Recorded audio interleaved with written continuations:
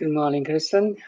Oh, okay. You are interested in the story of enlightenment of the Zen master. Yes, their stories is like the pointers or experience for us to learn, to also encourage us to. Okay, I will put. So today's topic is about the HuiNeng. I'll put the Wikipedia link right here.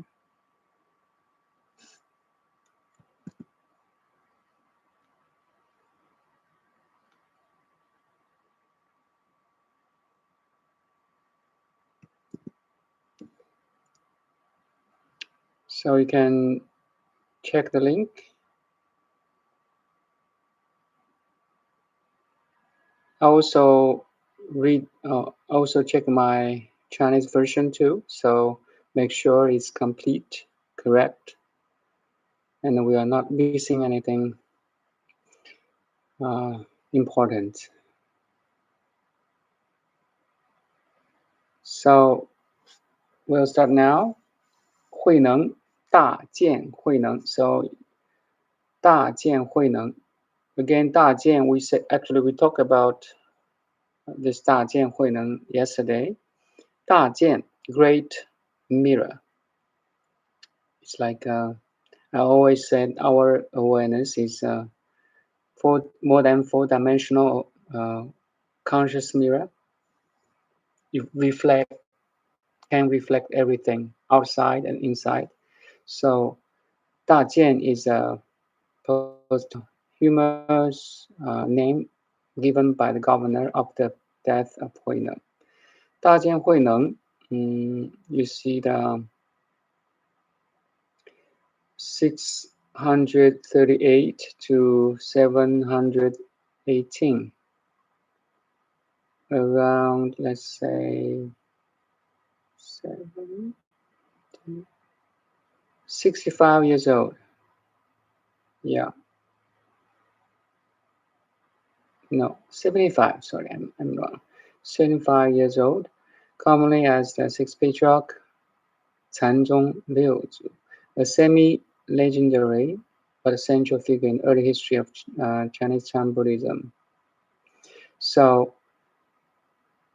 HuiNeng is very special. Why? He's really special. He was an illiterate. He cannot read. He cannot write. He has no education at all. But he got sudden enlightenment by he was an uneducated layman who suddenly attained awakening upon hearing Diamond Sutra. Well, we'll come back to that. Despite his lack of formal training, he demonstrated his understanding of the 5th Patriarch. So 5th Patriarch is Hongren or Daman. Hongren. Again, Daman is the posthumous name, who was supposedly choose HuiNeng as his true successor instead of publicly known selection of Yuquan Shenxiu.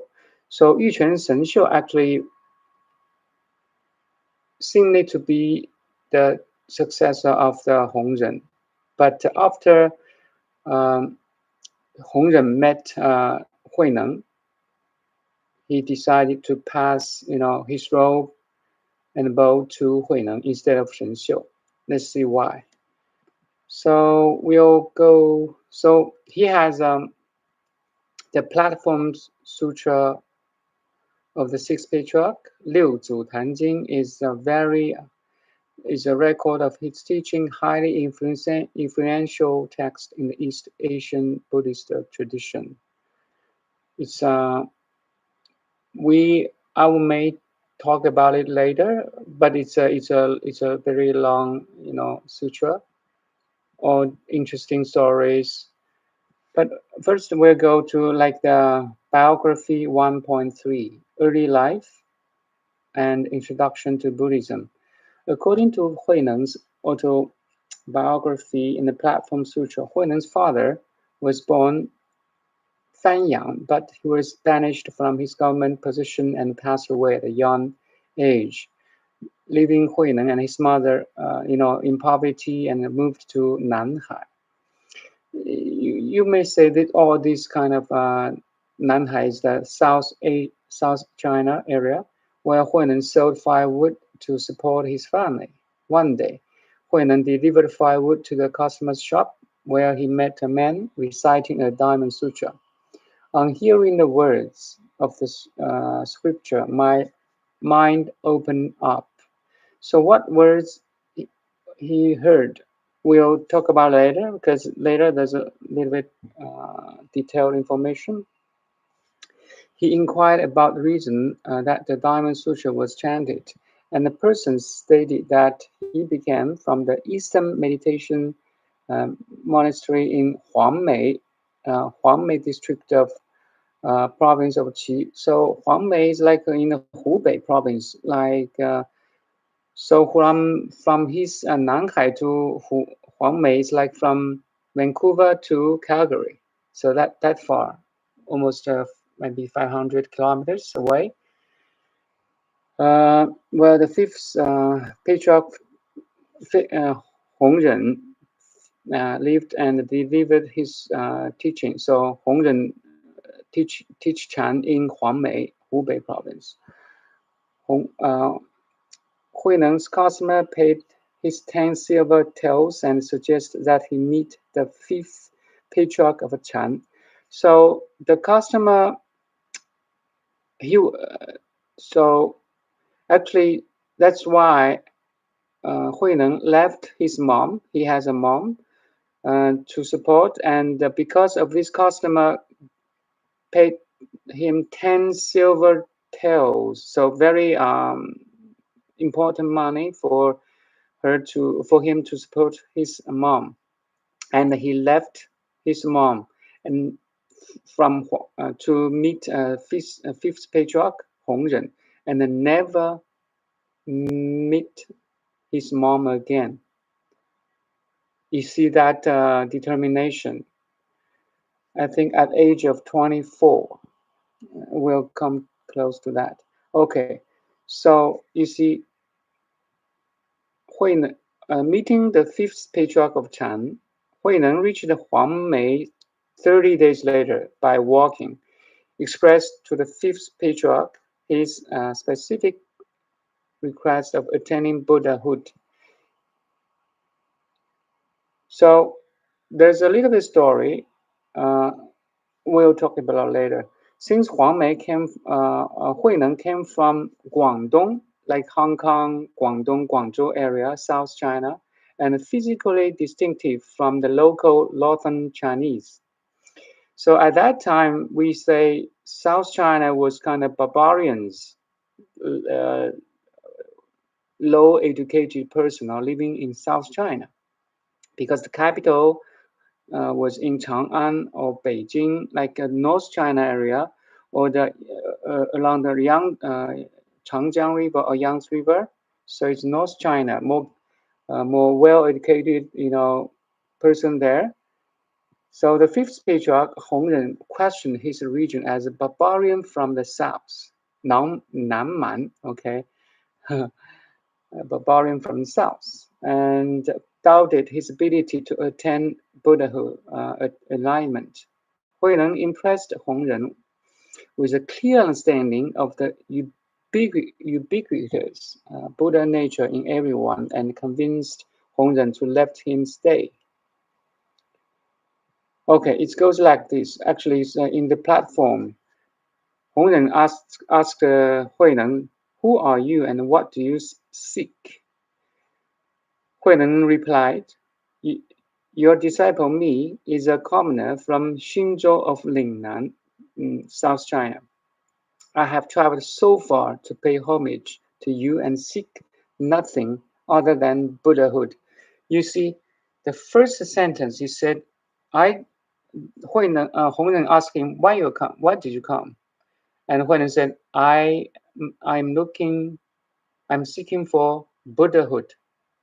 That's really very, very direct, straightforward, very straight.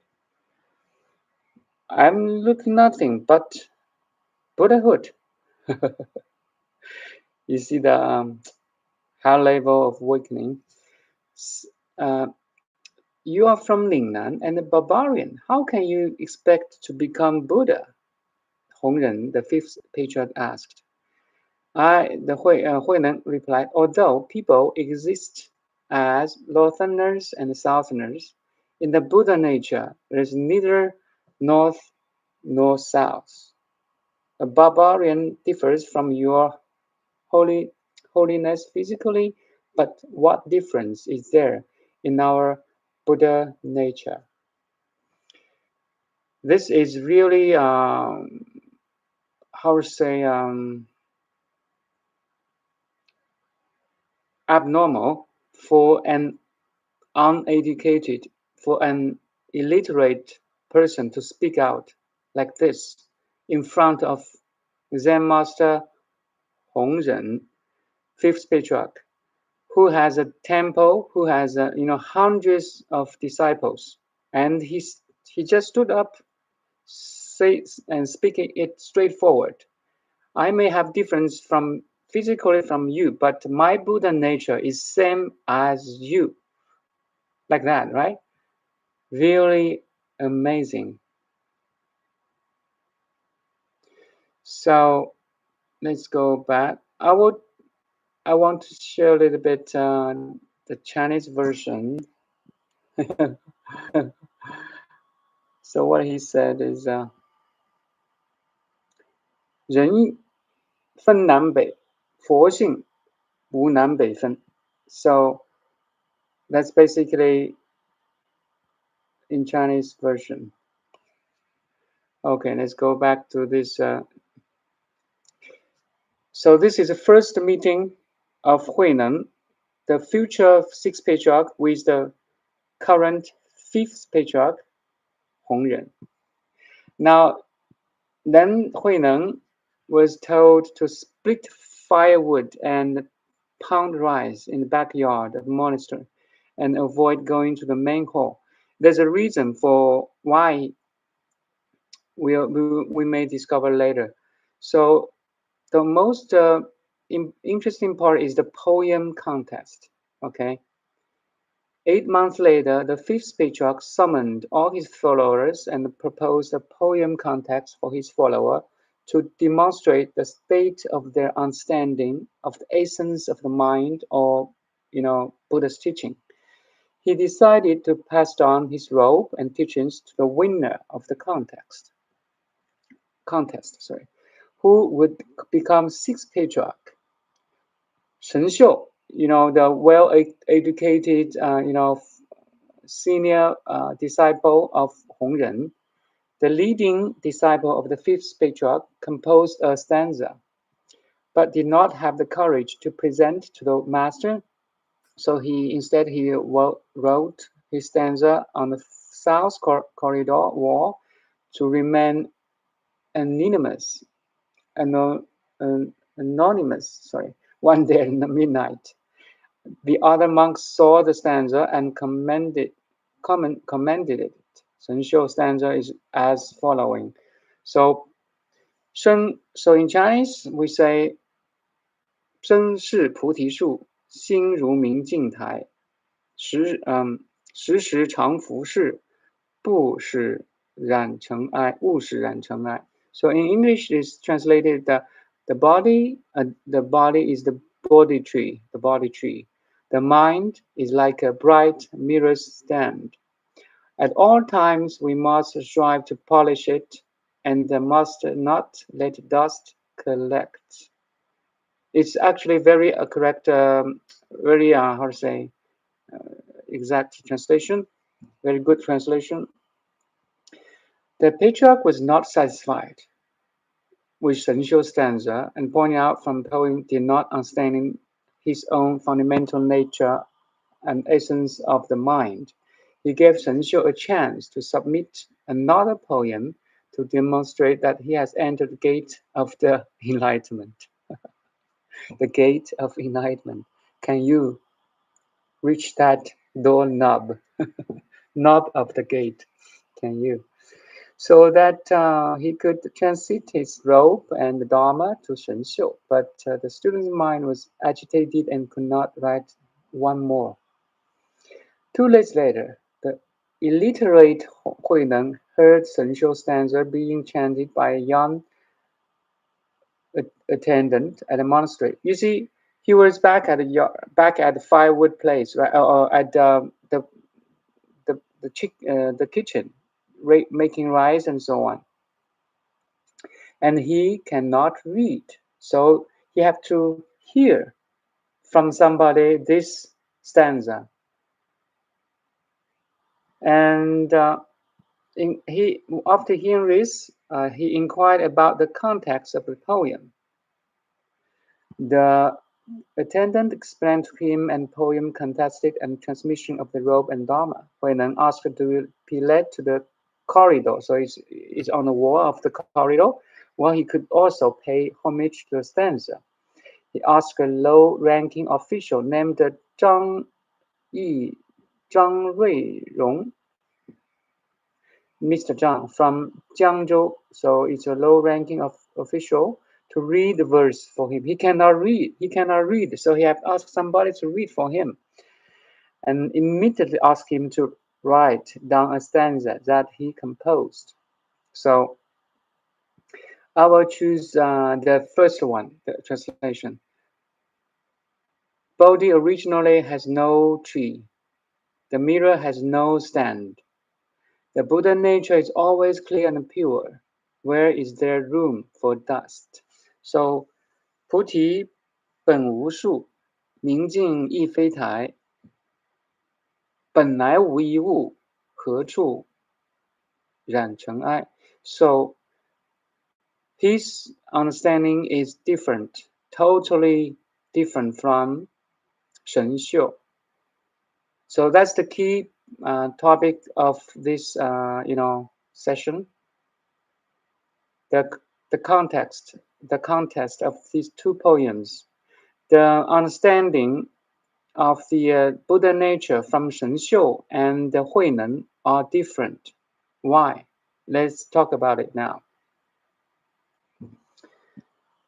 So there's interpretations of verses. You can go on. So I don't want to waste time here, but I will talk about my understanding of the HuiNeng's stanza. So HuiNeng said, Bodhi originally has no tree. So pay attention to the original.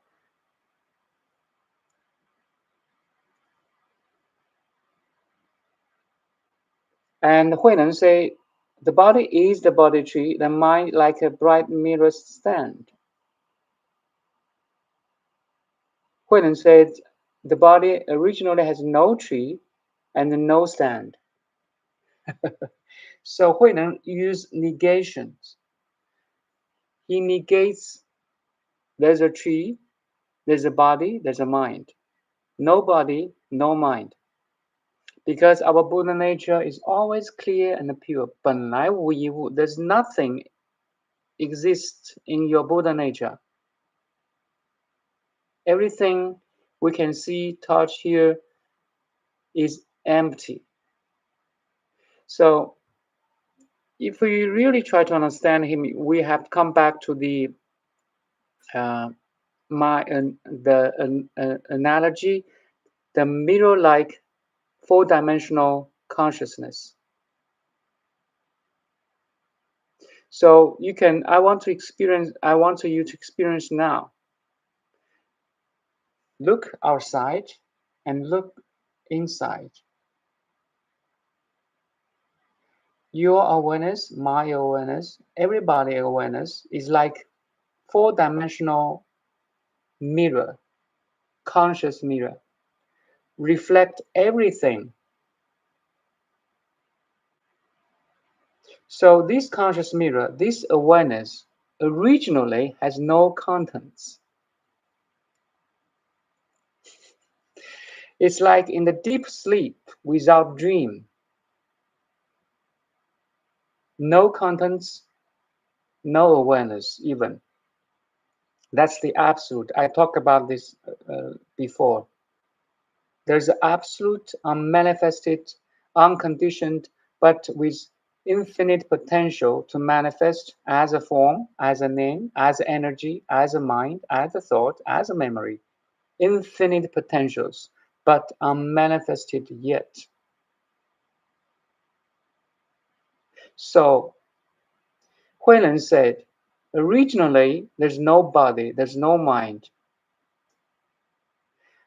The absolute, the Buddha nature is always clear and pure, even it's beyond 本来无一物. So if you talk about something absolute, negations are the best way to describe it. Not this, not that, not this, not that, until our mind stop.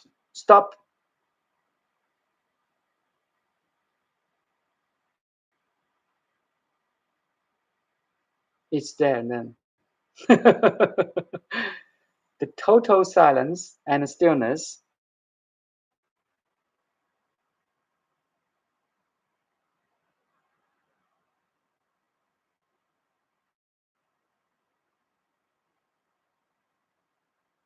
which manifest every movement, every sound, every image as a form, a sound, a thought, a body sensation.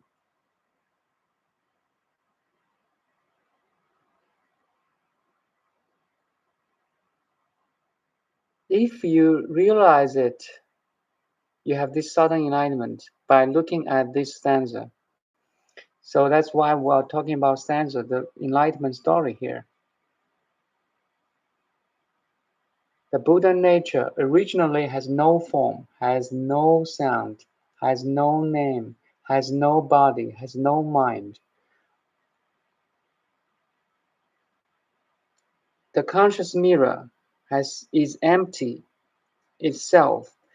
All the reflections in the mirror seemingly occupies the mirror.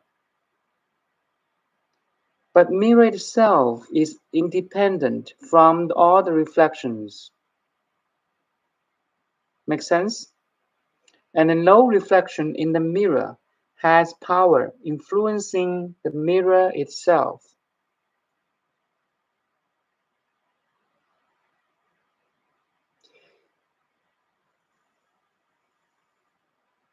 The mirror-like wisdom, this translation, mirror was not invented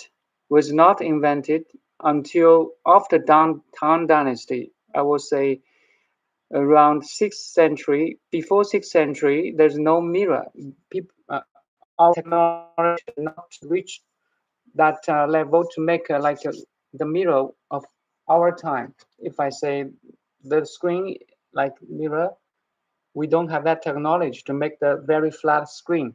So in Tang Dynasty, which is around again 618 to 907, they use a bronze mirror made of bronze. It's really unclear to see your reflections. So because of this, the translation before this 6th century, we use empty flowers in the sky. We use different analogy in the sutras.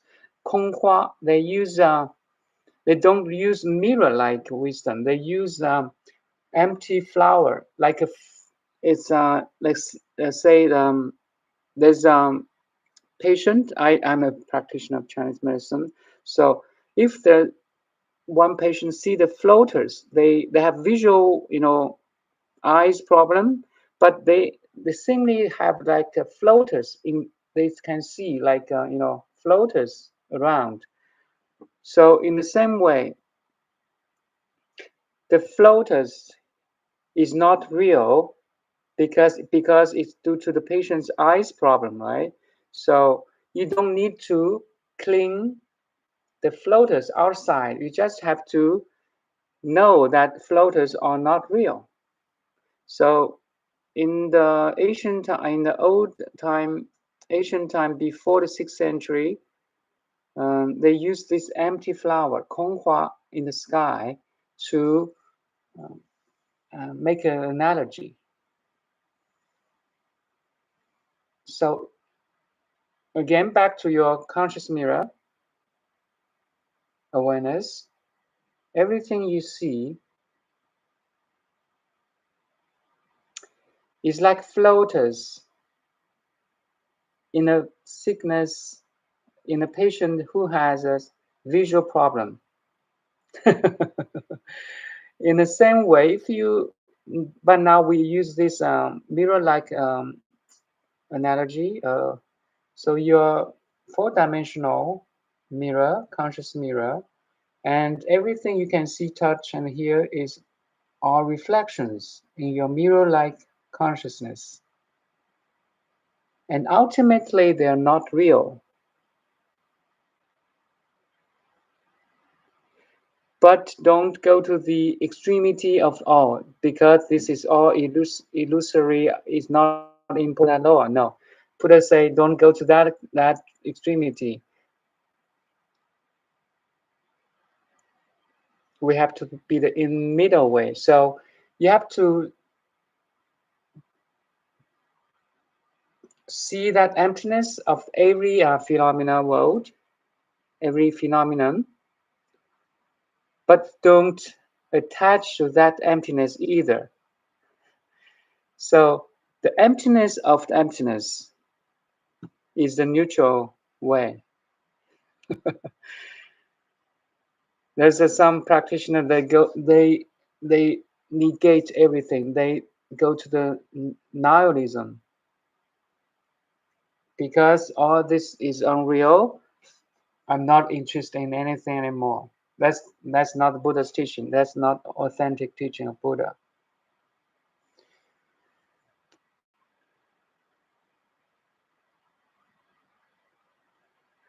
So hopefully I explain it clearly. 菩提本无树，明镜亦非台。本来无一物，何处染尘埃? Bodhi originally has no tree.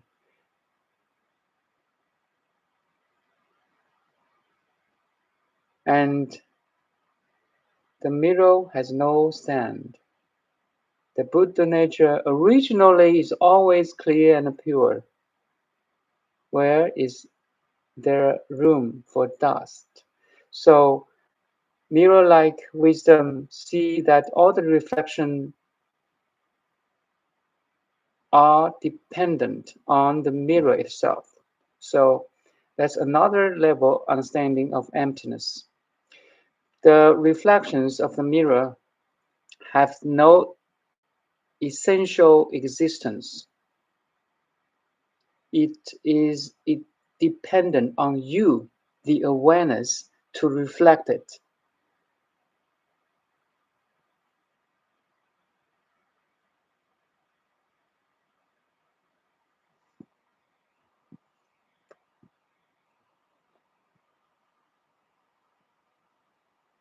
There's some interesting story later, succession of the HuiNeng.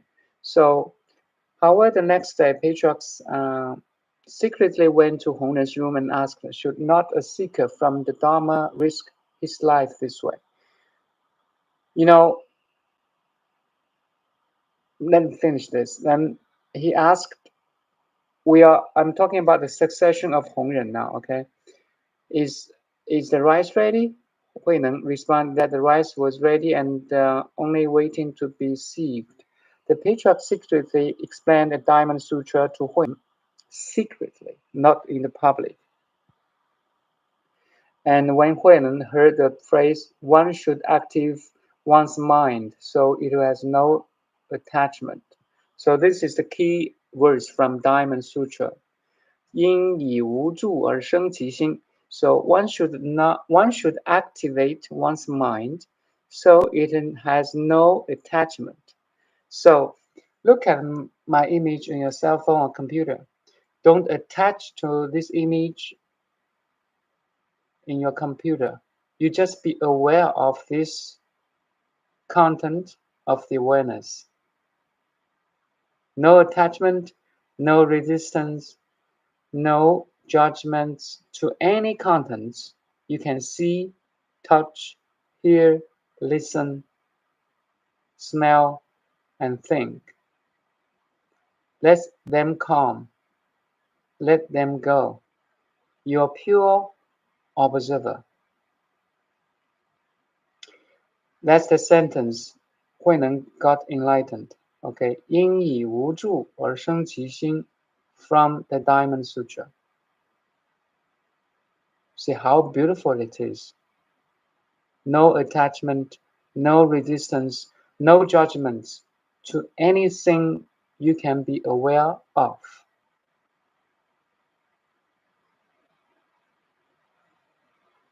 You enter the gate of enlightenment if you can do so. It's not do so. It's not something to do. It's something to be. You don't need to do anything to be.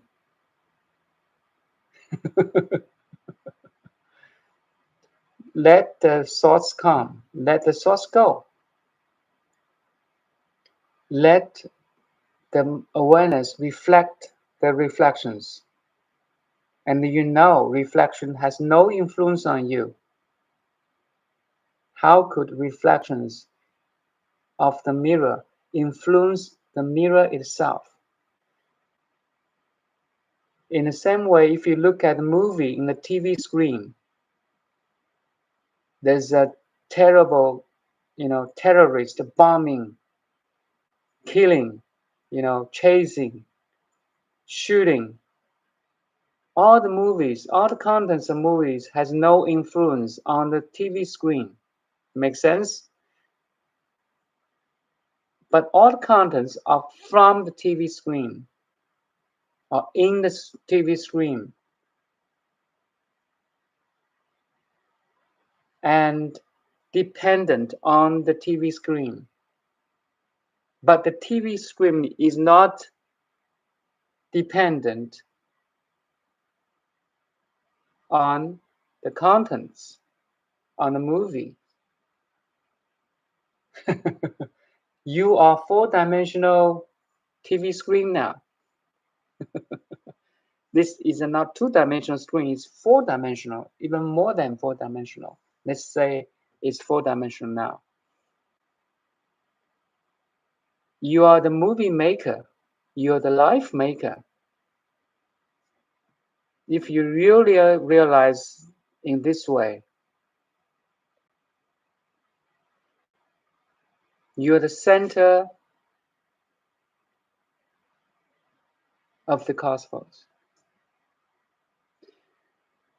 Interesting, science said the cosmos, the observable universe is so huge, 97.6 around that, and if my memory is right, 97 or 93 billions light years away.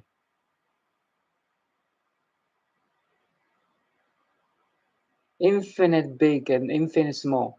If something is infinite big and infinite small, every space or every coordinates of the space is the center. Or other way is there's no center. You see how? So negation and affirmation, which way you prefer? If something is infinite big and infinite small, there's no center, or every coordinates is the center. You are that center now. You are the center of your life. You are the center of cosmos. You are the creator. You are the movie maker. You are the film director.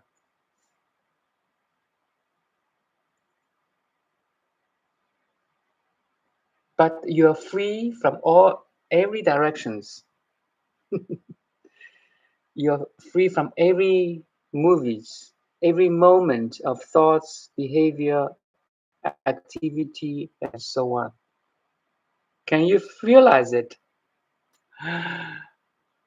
You're not attached, or judge, or resist any phenomenal world, but you have that purity, simplicity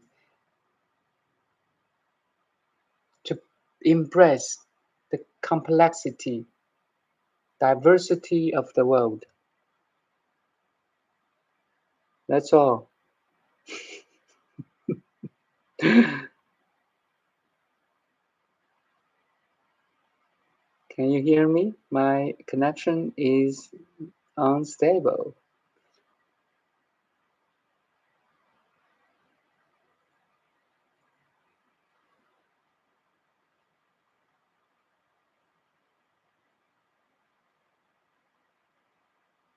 Yeah, nihilism. So authentic Buddha's teaching is really important. If you say the whole world is empty, there's a nihilism. No. You are the conscious mirror, and you embrace every reflection. You love, you care, but it's a deeper level. It's a complete level. It's not individual anymore. You see, it's not personalized anymore.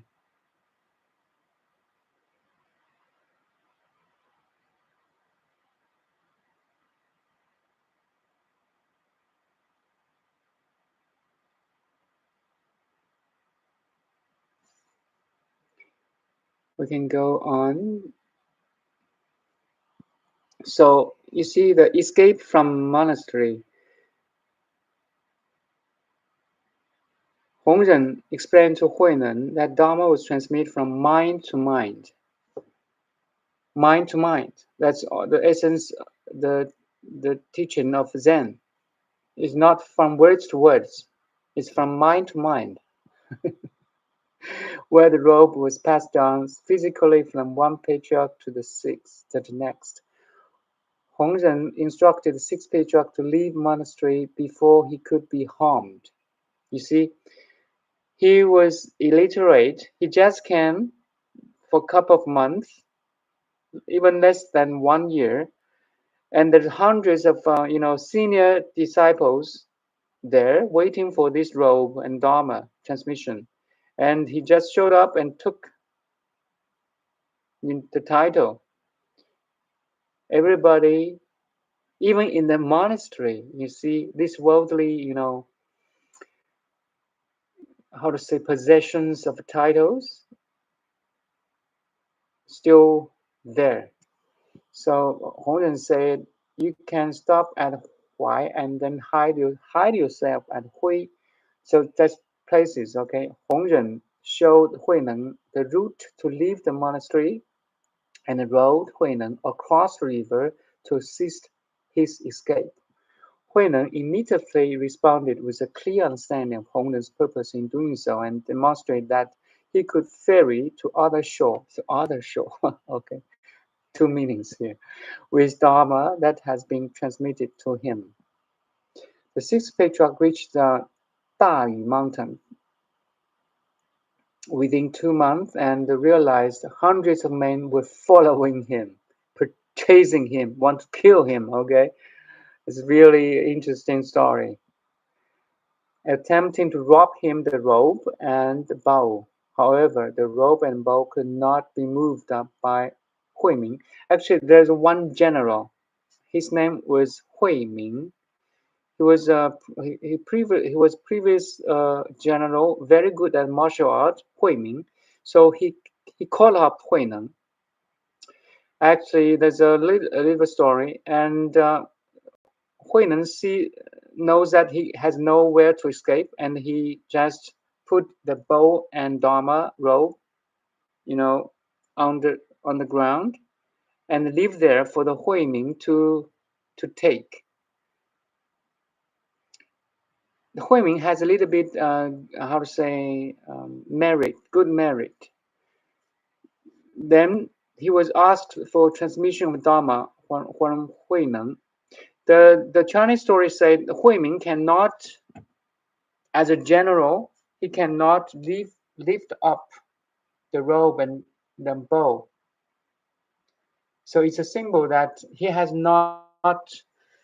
It's a sign. It's a sign that he has no wisdom to transmit the Dharma yet.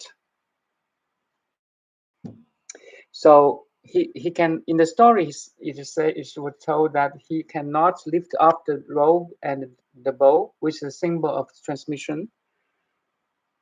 And then he gave up, and because HuiNeng has that good merits, so he was thinking about why I'm doing so, and then HuiNeng showed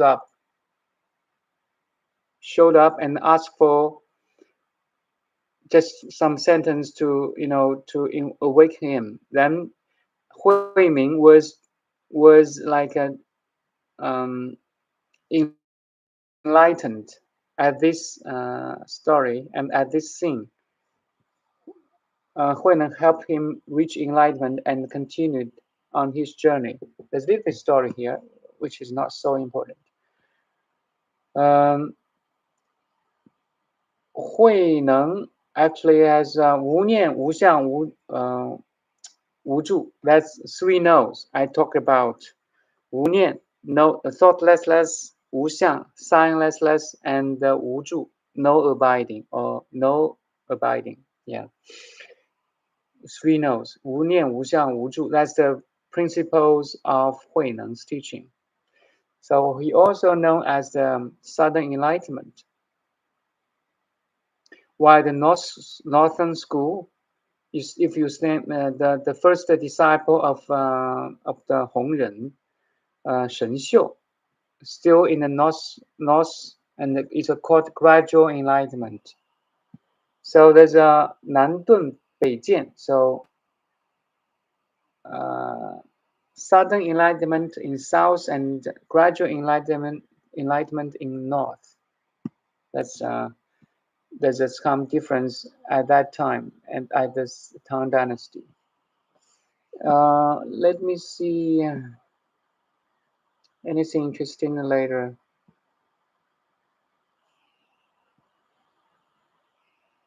You can read by yourself. Let me see any interesting later here.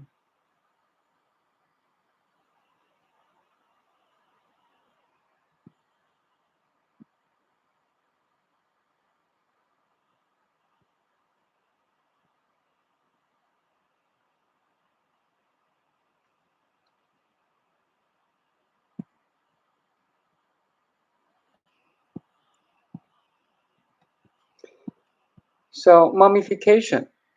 So a mummified body, supposedly HuiNeng, is kept still now in Shaoguan or northern Guangdong area. You see, Nanhua Shi, so Nanhua Temple. It's a mummified body, still exists now, So it will say that if you're master of Zen or in awakened one, your body can be kept because you are so pure. It's just nothing is impossible, right?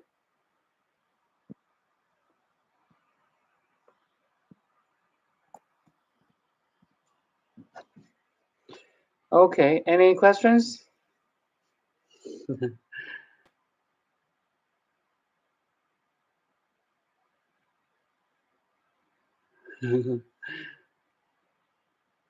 Another day, maybe I can share about the 8 schools of meditation that all relate to oneness. Yes. All the beautiful, pioneers, all the beautiful different schools of Buddhism. So for example, we have Pure Land, 净土宗, which is really popular after Ming Dynasty, 唐宋元明清, so around 13th century. So Zen Buddhism or Chan still very popular now. There are some schools withered or disappeared, but left some traces, or they melt and blended with Zen or Pure Land, or and the Flower Garden Sutra of Flower Garden Huayan Zong, we say 显手中.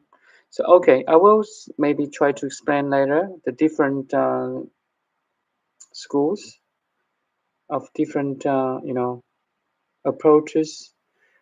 It's like there's if the Buddha nature is Rome, so there's 8 roads leads to Rome, something like that.